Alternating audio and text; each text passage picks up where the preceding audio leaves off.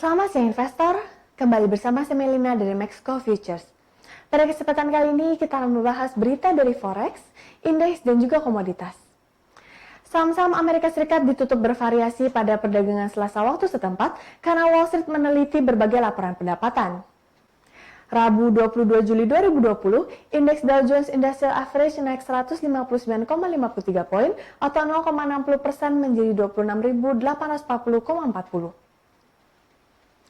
7 dari 11 sektor utama S&P 500 berakhir lebih tinggi, dengan sektor energi melonjak sebesar 0,15% dan memimpin kenaikan.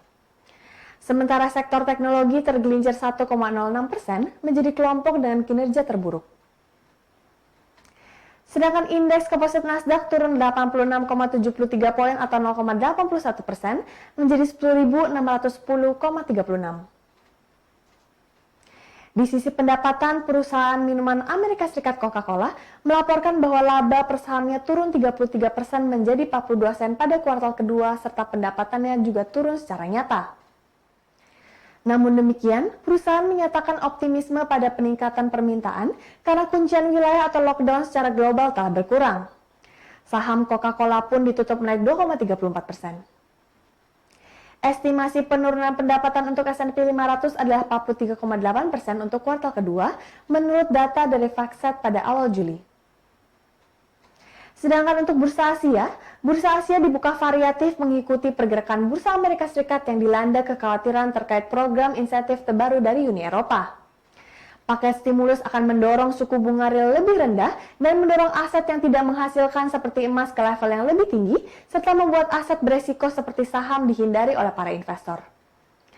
Rabu 22 Juli 2020, indeks Topix Jepang membuka perdagangan hari ini dengan stagnan.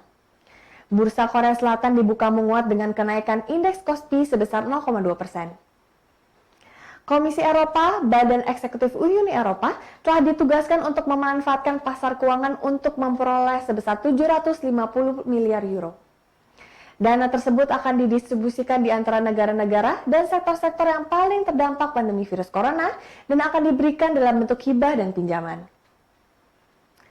Pandemi juga belum menunjukkan tanda-tanda mereda dalam beberapa pekan terakhir dengan wabah melonjak di Amerika Serikat dan mencapai rekor tertinggi dalam kasus dan kematian baru. Di seluruh dunia jumlah kasus mencapai lebih dari 14 juta dengan lebih dari 600.000 kematian menurut data dari Johns Hopkins University. Sedangkan di Bursa Indonesia, saham-saham farmasi kembali melesat pada perdagangan pagi hari ini karena kabar vaksin COVID-19 yang sudah sampai di Indonesia. Harga saham dua anak usaha Bio Farma, yaitu Indofarma dan PT Kimia Farma, melesat pada perdagangan hari ini. Kenaikan ini setelah kabar bahwa kandidat vaksin corona telah tiba di Indonesia dan sedang dalam proses uji klinis tahap ketiga di Bio Farma. Harga saham Indofarma melesat 19,50% ke level harga Rp1.440 per unit. Sedangkan Kimia Farma naik 17,82% ke level Rp1.620 per unit. Dolar Amerika Serikat semakin tertekan di akhir perdagangan Selasa waktu setempat, khususnya terhadap mata uang euro. Euro memperpanjang kenaikan setelah para pemimpin Uni Eropa mencapai kesepakatan mengenai rencana stimulus besar-besaran untuk ekonomi mereka yang terpuruk oleh virus corona. Rabu 22 Juli 2020, indeks dolar yang mengukur greenback terhadap 6 mata uang utama turun 0,75% pada 95,1175. Pada akhir perdagangan New York, euro naik menjadi 1,1530 dari yang sebelumnya 1,141 dolar Amerika Serikat. Sedangkan harga emas melonjak ke level tertinggi selama 9 tahun pada hari Selasa. Hal ini didorong oleh aksi jual dolar dan ekspektasi untuk peningkatan stimulus untuk membantu pemulihan ekonomi yang dilanda pandemi. Rabu 22 Juli 2020, harga emas di pasar spot naik 1,5% menjadi 1.842,52 dolar per ounce. Ini mencapai level tertinggi sejak September 2011 dan mengikuti kenaikan harian terbesar sejak awal Mei. Emas berjangka Amerika Serikat naik 1,5% menjadi 1.843,9 dolar. Menurut pendapat Reuters, emas akan mendorong ke rekor tertinggi selama 18 bulan ke depan. Sementara penjualan perhiasan rendah di Asia dan prospek pemulihan ekonomi akan menghambat kenaikan lebih lanjut. Sedangkan harga minyak ikut melambung sekitar $1 per barel pada akhir perdagangan Selasa. Harga ini mencapai tertinggi dalam lebih dari 4 bulan, didorong kesepakatan stimulus Uni Eropa dan berita penuh harapan tentang uji coba vaksin virus corona. Minyak mentah berjangka West Texas Intermediate Amerika Serikat untuk pengiriman Agustus naik $1,15 atau 2,82%, menetap pada $41,96 Amerika Serikat per barel pada hari berakhirnya kontrak.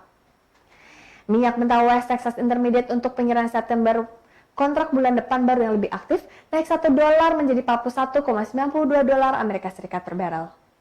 Sementara itu, minyak mentah berjangka Brent untuk pengiriman September naik $1,04 atau 2,40% menjadi ditutup pada $44,32 Amerika Serikat per barel.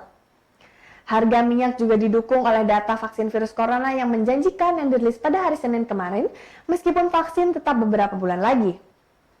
Beberapa perusahaan sedang menguji obat baru untuk kekebalan terhadap COVID-19. Harga minyak juga mendapat dukungan dari prospek bahwa Amerika Serikat dapat segera menyetujui paket stimulus baru dengan kurang dari 2 minggu hingga berakhirnya bantuan pengangguran yang diperpanjang untuk jutaan orang Amerika. Sekian berita seputar saham, forex, dan komoditas untuk hari ini. Saya Melina pamit undur diri, terima kasih dan sampai jumpa lagi.